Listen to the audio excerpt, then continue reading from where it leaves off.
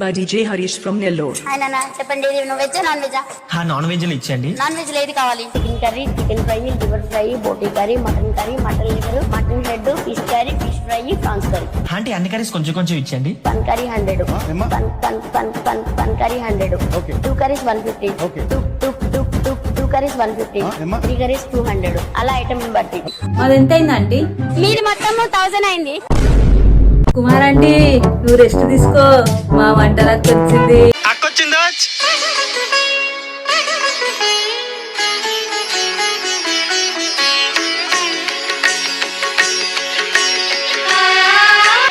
నాకోసమే చూస్తున్నట్టున్నారు.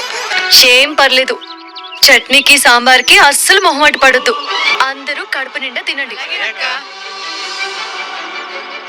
ఎంత అయింది అక్క? నీకు 2000 అయింది. నీకు 2 ఇడ్లీలు ఎక్స్ట్రా వేసాను కదా అందుకు.